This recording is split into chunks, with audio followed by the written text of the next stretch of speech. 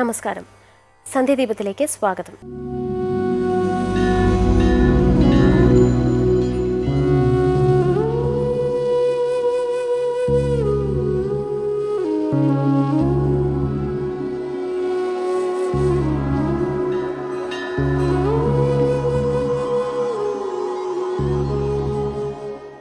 കാർത്തിക മാസത്തിലെ ശുക്ലപക്ഷ ഷഷ്ടി ദിവസം നടത്തുന്ന വ്രതമാണ് സൂര്യഷഷ്ടി വ്രതം. സൂര്യഭഗവാനെ പൂജിക്കുവാൻ പ്രത്യേകം പ്രാധാന്യമുള്ള ദിവസമാണിത്. അന്നേ ദിവസം വ്രതമനുഷ്ഠിച്ച് ആദിത്യ പൂജ ചെയ്യുന്ന സ്ത്രീകൾ ധനധാന്യങ്ങളാലും പുത്രപൗത്രന്മാരാലും സുഖസമൃദ്ധിയാലും സന്തുഷ്ടകളായിരിക്കും.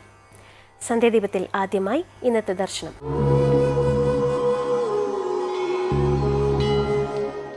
മാതർമേ മധുകൈടഭഗ്നി महिषत् प्राणापहारोद्यमे हेला निर्मित धूम्रलोचनवते हे चण्डमुण्डार्दिनी निःशेषीकृत रक्तबीजदनुजे नित्ये निशुम्भापहे शुम्भध्वंसिनि संहराशु दुरितं दुर्गे नमस्ते.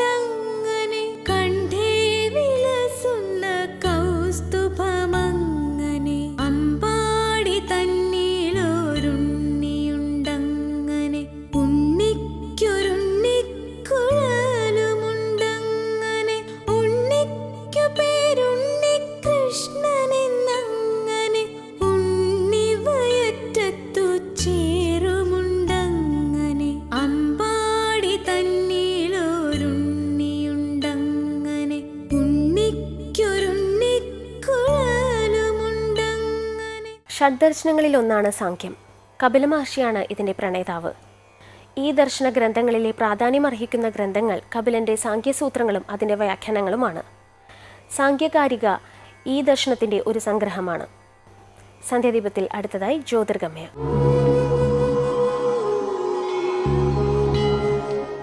യാഗം എല്ലാ മനുഷ്യന്മാരും ചെയ്തോളെന്ന് എവിടെയും പറഞ്ഞിട്ടില്ല.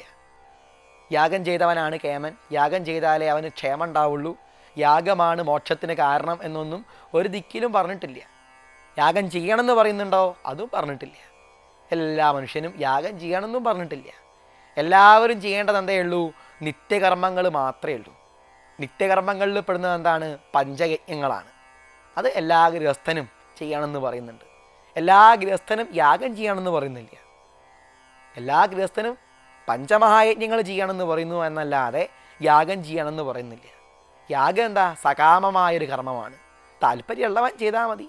സ്വർഗകാമോ യജേത, സ്വർഗത്തിനോട് താല്പര്യം ഉണ്ടെങ്കിൽ മരിച്ചു കഴിഞ്ഞാലുള്ള സ്വർഗം, അല്ലാണ്ട് ഭൂമിയെ സ്വർഗമാക്കുന്ന സ്വർഗമല്ല. നേരത്തെ നമ്മൾ 2 ദിവസം കുറച്ച് മുമ്പുള്ള പ്രഭാഷണത്തിൽ പറഞ്ഞു ഭൂമിയെ സ്വർഗമാക്കലാണ് എന്ന് പറഞ്ഞു. ആ സ്വർഗ്ഗം അല്ല അവിടെ ഉദ്ദേശിച്ചത്, മരിച്ചു കഴിഞ്ഞാൽ കിട്ടുന്ന സ്വർഗം. അങ്ങനെ ലോകം ഉണ്ടെങ്കിൽ ആ ലോകത്തിലേക്ക് പോകാൻ ആഗ്രഹിക്കുന്നവനോടെ എന്ത് പറയുന്നുള്ളൂ? യാഗം ചെയ്യാൻ പറയുന്നുള്ളൂ. സ്വർഗകാമോ യജേത. താല്പര്യമില്ലാത്തവൻ യാഗം ചെയ്യേണ്ട ആവശ്യമുണ്ടോ? ഒരു ആവശ്യവുമില്ല. അതുകൊണ്ട് തന്നെ കർമ്മം, ഞാൻ ചെയ്യുന്ന യാഗം മാത്രമാണ് പ്രധാനം, അത് തന്നെയാണ് പ്രധാനം, ആധ്യാത്മികമായ സാധനങ്ങളല്ല വേണ്ടത്. ഇങ്ങനെ വിചാരിച്ച് ആ കർമ്മത്തിൻ്റെ മധ്യത്തിൽ, യാഗാദികളുടെ മധ്യത്തിൽ വർത്തിക്കുന്നു. സ്വയം തന്നെത്താൻ ധീരാഹ, ധീരന്മാരെന്ന് വിചാരിക്കുകയും ചെയ്യുന്നു. താൻ ചെയ്യുന്നത് തന്നെയാണ് ശരി, താൻ തന്നെയാണ് വലിയ ധീരെന്ന് വിചാരിക്കുന്നു. പണ്ഡിതം മന്യമാനാഹ, ഞാൻ തന്നെയാണ് പണ്ഡിതെന്ന് വിചാരിക്കുന്നു.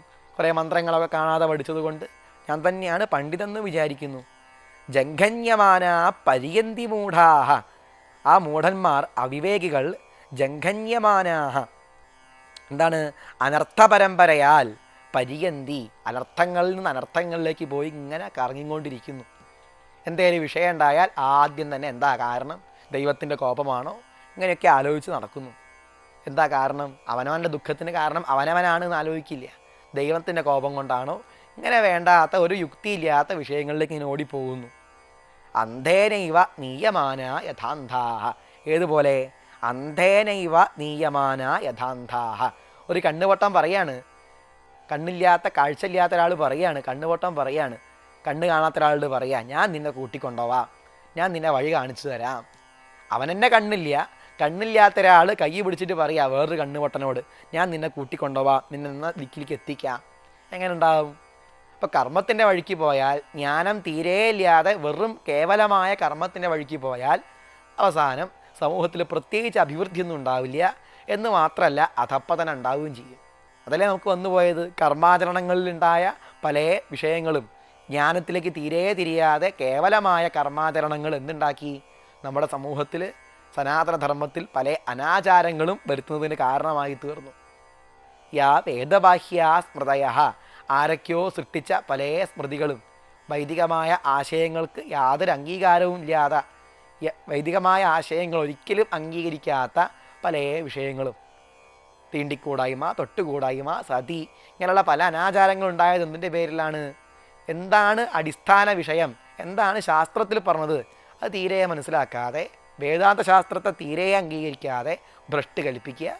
ഇങ്ങനെ പല വിഷയങ്ങളും കേവലം കർമ്മത്തിൻ്റെ വഴിക്ക്, ജ്ഞാനം തീരെ ഇല്ലാതെ കർമ്മത്തിൻ്റെ വഴിക്ക് പോയതാണ് എല്ലാ അധപ്പതനത്തിനും കാരണം. ഇത് വളരെ വ്യക്തമായിട്ട് വേദം പറഞ്ഞു തന്നു, ഉപനിഷത്ത് വേദം പറഞ്ഞു തന്നു. കേവലം കർമ്മം അന്നും ചെയ്യുന്നവരുണ്ടായിരുന്നു, യാന്ത്രികമായി ഇങ്ങനെ ചെയ്യും.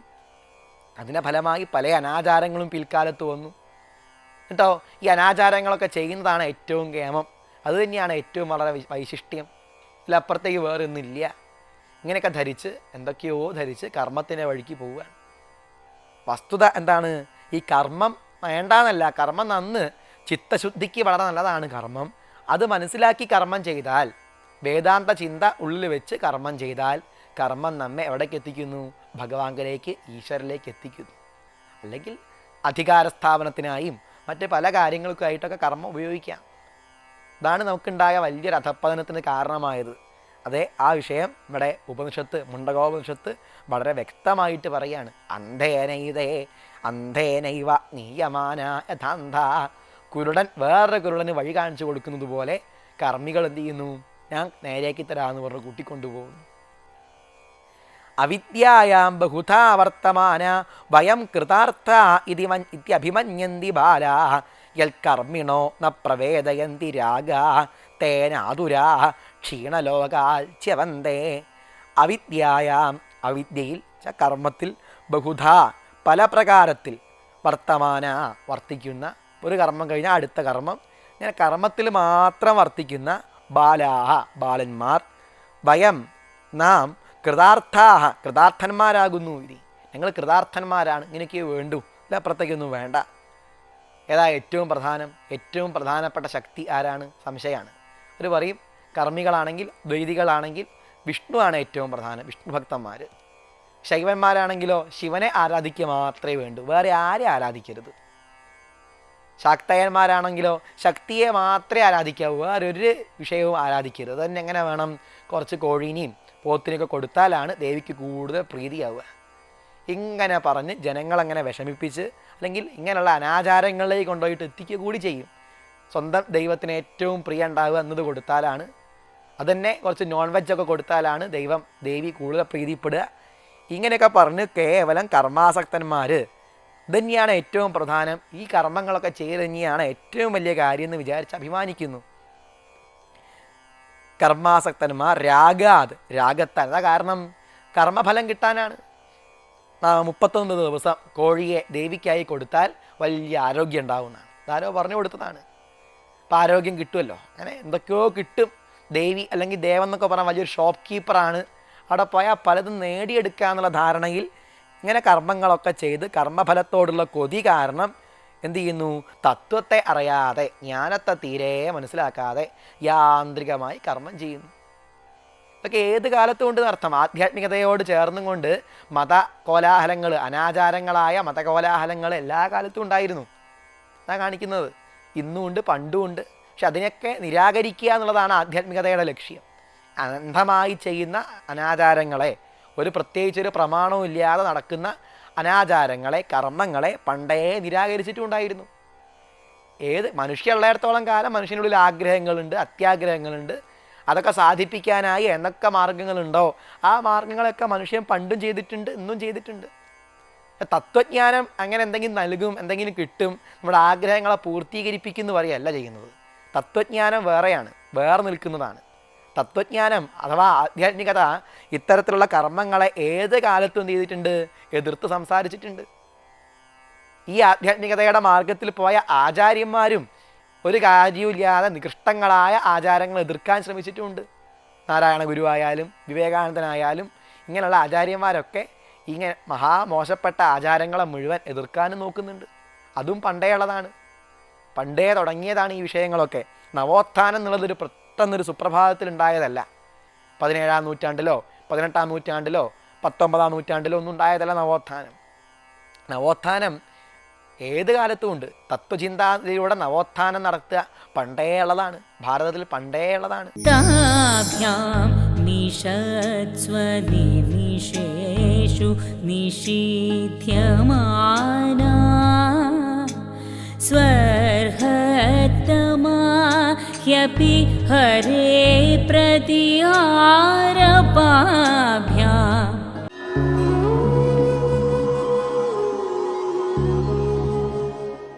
പാലാഴി മഥനകാലത്തുണ്ടായ ഒരു മഹാവിഷമാണ് ഹാലാഹലം.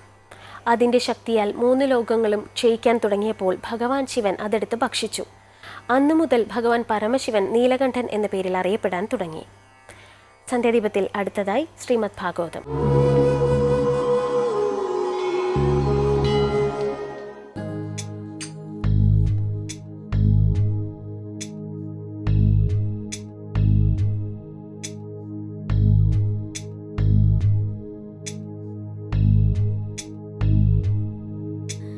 താൻ വീക്ഷ്യ വാതരശനാം ചതുരകുമാരാൻ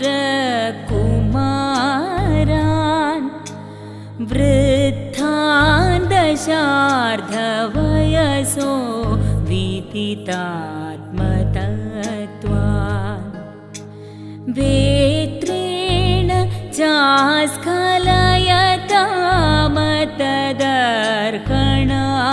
സ്തൗ തേജോ വിഹസ്യ ഭഗവത് പ്രതികൂലശീലൗ.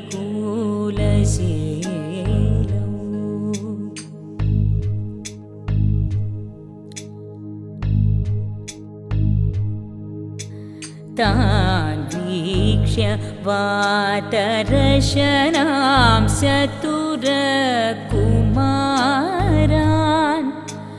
वृद्धान् दशार्धवयसो विदितात्मतत्त्वान् वेत्रेण चास्खलयतामतदर्हणांस्तौ तेजो विहस्य भगवत्प्रतिकूलशीलौ।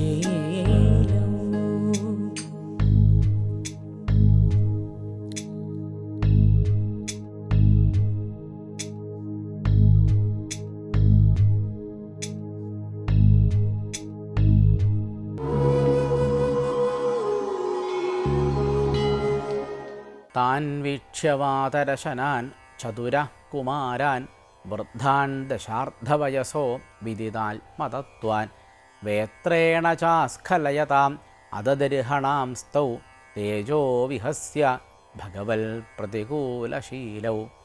ആ ജയവിജയന്മാരെന്തെല്ലാമാണ് ചെയ്തത് എന്നാണ് ഇവിടെ ബ്രഹ്മാവ് വർണ്ണിക്കുന്നത്.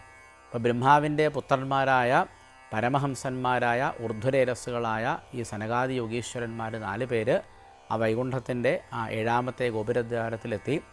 അവിടെ ചെന്ന സമയത്താണ് താൻ വീക്ഷ്യ, അതായത് താൻ സനകാദീൻ വീക്ഷ്യ എന്നർത്ഥം. ജയവിജയന്മാർ ഈ സനകാദി യോഗീശ്വരന്മാരെ 4 പേരെയും കണ്ടു. താൻ വീക്ഷ്യ വാതരശനാൻ. വാതരശനാൻ എന്ന് പറഞ്ഞാൽ എന്താ? വാതരശനാൻ എന്ന് പറഞ്ഞാൽ അവർ വസ്ത്രങ്ങളൊന്നും ഉടുത്തിട്ടില്ല എന്നർത്ഥം. കാരണം എന്താ? വാതരശനാൻ ചതുരകുമാരാൻ, അവർ കുമാരന്മാരാണ്, ചെറിയ കുട്ടികളാണ്. ദശാർദ്ധവയസഹ, ദശാർദ്ധ പറഞ്ഞാൽ ദശ എന്ന് പറഞ്ഞാൽ 10, അർദ്ധ എന്ന് വെച്ചാൽ പകുതി. അപ്പോൾ ദശാർദ്ധ പറഞ്ഞാൽ എന്താ? 10ൻ്റെ പകുതി. 10ൻ്റെ പകുതി എങ്ങനെയാണ് കാണുക? ഇതിപ്പോൾ എന്തൊരു ചോദ്യം അല്ലേ? അങ്ങനെയല്ല, അങ്ങനെ വേണം ഈ ഭാഷ പഠിക്കാനെന്നർത്ഥം. 10ൻ്റെ പകുതി പറഞ്ഞാൽ 10നെ 2 കൊണ്ട് ഹരിക്കുക. ഏതിൻ്റെയും പകുതി കാണാൻ 2 കൊണ്ട് ഹരിക്കുകയാണ് ചെയ്യുക. അപ്പോൾ 10നെ 2 കൊണ്ട് ഹരിച്ചാൽ എത്ര കിട്ടും? 5 എന്ന് കിട്ടും. അപ്പോൾ ദശാർദ്ധ എന്ന് വെച്ചാൽ 5 എന്ന് ഉത്തരം കിട്ടി. അപ്പോൾ ഇവർക്ക് എത്ര വയസ്സുണ്ട് ചോദിച്ചാൽ സനകൻ, സനന്ദൻ, സനാതനൻ, സനൽകുമാരൻ ഈ 4 പേർക്കും 5 വയസ്സാണ് കണ്ടാൽ പ്രായം തോന്നിക്കുക. അപ്പോൾ താൻ വീക്ഷ്യ വാതരശനാൻ ചതുരകുമാരാൻ വൃദ്ധാൻ. പിന്നെ അവർ വൃദ്ധന്മാരാണ്. എന്താ വൃദ്ധന്മാരാണെന്ന് പറയാൻ കാരണം? 5 വയസ്സേ ഉള്ളൂന്നും പറഞ്ഞു, അതേ സമയത്ത് വൃദ്ധന്മാരാണെന്നും പറഞ്ഞു. അത് രണ്ടും കൂടി എങ്ങനെയാണ് ശരിയാവുക? അതെങ്ങനെയാണ് ശരിയാവുക ചോദിച്ചാൽ ഇവർ ബ്രഹ്മാവിൻ്റെ പുത്രന്മാരാണ്, ബ്രഹ്മാവിൻ്റെ മാനസപുത്രന്മാരാണ്. ബ്രഹ്മാവ് ഏതോ കാലത്തുണ്ടായ ആളല്ലേ. അതുകൊണ്ട് ബ്രഹ്മാവിൻ്റെ തൊട്ട് പിന്നാലെ ഉണ്ടായതുകൊണ്ട് ഇവരും അതെ നമ്മളൊക്കെ സംബന്ധിച്ച് പറഞ്ഞാൽ എത്രയോ എത്രയോ എത്രയോ വൃദ്ധന്മാരാണ്. അവർക്ക് പ്രായം കുറയേണ്ട ഏതോ കാലത്തുണ്ടായവരാണ് ആര്? സനകാദി യോഗീശ്വരന്മാരല്ലേ. അതുകൊണ്ടാണ് ഇത് വൃദ്ധന്മാരാണെന്ന് പറഞ്ഞത്. അവർക്ക് പ്രായം കുറേയുണ്ട്, പക്ഷേ കണ്ടാൽ പ്രായം തോന്നിക്കില്ല. ആയുസ് കുറേയുണ്ട്, പക്ഷേ കണ്ടാൽ എന്തേ തോന്നുള്ളൂ? 5 വയസ്സേ തോന്നിക്കുള്ളൂ. കുമാരന്മാരെ പോലെയാണ് എപ്പോഴും. അതുകൊണ്ട് സ്വതവേ വരെ കുമാരന്മാർ എന്നാണ് പറയുക. അപ്പോൾ പ്രായം എന്തുകൊണ്ട് ബാധിക്കുന്നില്ല? എപ്പോഴും ഭഗവാനെ തന്നെ വിചാരിച്ചിരിക്കുന്നത് കൊണ്ടാണ് ഇവരെ പ്രായം തീരെ ബാധിക്കാത്തത്. മറ്റൊരു ഭാഗത്ത് പറയുന്നുണ്ട് പഞ്ചഷഡ്ഢായനാർഭാഭാഹ എന്ന് പറയുന്നുണ്ട്. 5 5 6 വയസ്സ് തോന്നിക്കും അത്രേ. ഇവിടെ കൃത്യം പറഞ്ഞു എന്ത്? ദശാർദ്ധ വയസ്സഹ. ഇവരെ കണ്ടാൽ 5 വയസ്സേ പ്രായം തോന്നിക്കുകയുള്ളൂ. അപ്പോൾ താൻ വീക്ഷ്യ വാതരശനാൻ ചതുരകുമാരാൻ വൃദ്ധാൻ ദശാർദ്ധവയസഹ വിദിതാത്മതത്വാൻ. എങ്ങനെയുള്ളവരാണ്? വിദിതമായിരിക്കുന്ന ആത്മതത്വത്തോടു കൂടിയവരാണല്ലേ. ആത്മതത്വത്തെ സമ്പൂർണ്ണമായി അറിഞ്ഞവരാണ് ഈ കുമാരന്മാരായ 4 പേരും. അപ്പോൾ താൻ വീക്ഷ്യ വാതരശനാൻ ചതുരകുമാരാൻ വൃദ്ധാൻ ദശാർദ്ധവയസോ വിദിതാത്മതത്വാൻ വേത്രേണ ചാസ്ഖലയതാം. അവരുടെ കയ്യിലൊരു വേത്രമുണ്ട്. വേത്രം എന്ന് വെച്ചാൽ ഒരു വടി, ഒരു ചൂരലിൻ്റെ വടിയുണ്ട്. ചമ്മട്ടിക്കോല് എന്നൊക്കെ പറയാം. ഈ കാവൽക്കാരുടെ കയ്യിലൊരു വടിയുണ്ടാവും. ആ വേത്രേണ, അവരുടെ കയ്യിലുള്ള ആ വേത്രം കൊണ്ട്, ആ വടി കൊണ്ട് അവർ അസ്ഖലയതാം, തടഞ്ഞു. വേത്രേണ ചാസ്ഖലയതാം. അതിനാ ചാസ്ഖലയതാം എന്ന് പറഞ്ഞത്? വേത്രേണ ച അസ്ഖലയതാം. ആ ചമ്മട്ടി കൊണ്ടും അല്ലെങ്കിൽ കയ്യിലുള്ള വടി കൊണ്ടും തടഞ്ഞു എന്ന് പറഞ്ഞാൽ വാക്കുകൊണ്ടും തടഞ്ഞു എന്നർത്ഥം കിട്ടും. അതാണ് ച എന്നൊരർത്ഥം പറഞ്ഞു. അപ്പോൾ വാക്കുകൊണ്ട് പറഞ്ഞു അകത്തേക്ക് കടക്കണ്ട, അകത്തേക്ക് കടക്കണ്ട, വൈകുണ്ഠത്തിലേക്ക് കടക്കണ്ട, കടക്കണ്ട, കടക്കണ്ട എന്ന് വളരെ ഉച്ചത്തിൽ ജയവിജയന്മാർ പറഞ്ഞാണ് ച എന്ന് പറഞ്ഞത്. എന്നിട്ട് എന്ത് ചെയ്തു? വേത്രേണ ച അസ്ഖലയതാം. ചൂരൽ കൊണ്ടും അവരുടെ കയ്യിലുള്ള ചമ്മട്ടി കോലുകൊണ്ടും അവർ തടഞ്ഞു. അപ്പോൾ വാക്കുകൊണ്ടും തടഞ്ഞു, കയ്യിലുള്ള ആ കോലുകൊണ്ടും തടഞ്ഞു. അതാണ് ച എന്ന് പറഞ്ഞത്. വേത്രേണ ച അസ്ഖലയതാം അതതിരിഹണാൻ. ഇവർ ശരിക്കും ഇവരെ തടയാൻ പാടുണ്ടോ? ഇല്ല. എന്താ കാരണം? ഇവർ പരമഹംസന്മാരാണല്ലേ. പരമഹംസന്മാരായിട്ടും അവരെ എന്ത് ചെയ്തു? തടഞ്ഞു. അവരൊരിക്കലും തടയാൻ പാടില്ലാത്തതാണ്. അവർ വേഗത്തേക്ക് കടത്തി വരിക വേണ്ടത്. അതാണ് അതതിരിഹണന്മാരെന്ന് പറഞ്ഞത്. വേത്രയേണ ച അസ്ഖലയതാം അതതിരിഹണാം സ്തൗ തേജോ വിഹസ്യ. വിഹസ്യ പറഞ്ഞാൽ എന്താ? കളിയാക്കുക, പരിഹസിക്കുക.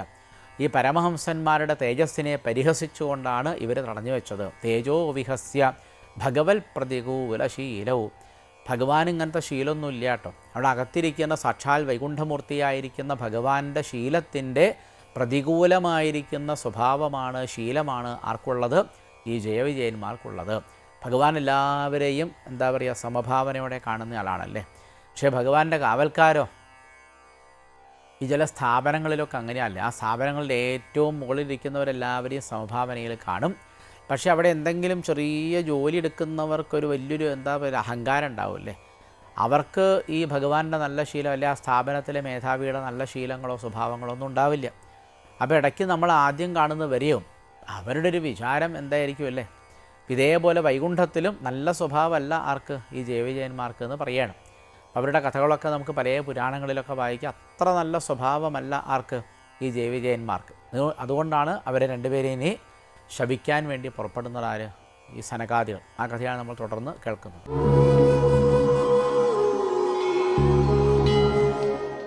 जय राम जय राम जय जय राम श्री राम जय राम जय जय राम जय राम जय राम जय राम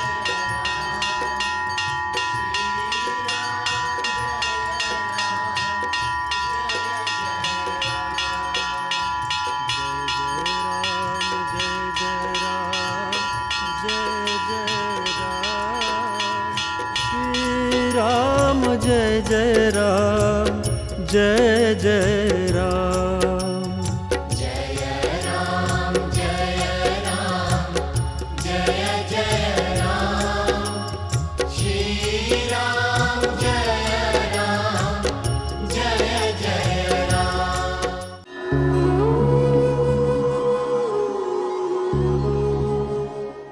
സന്ധ്യാദീപത്തെക്കുറിച്ചുള്ള നിങ്ങളുടെ അഭിപ്രായങ്ങളും നിർദ്ദേശങ്ങളും ഞങ്ങളെ അറിയിക്കുക. വിലാസം: പ്രൊഡ്യൂസർ സന്ധ്യാദീപം, അമൃത TV, ഗാന്ധിനഗർ, വഴുതക്കാട്, തിരുവനന്തപുരം 14.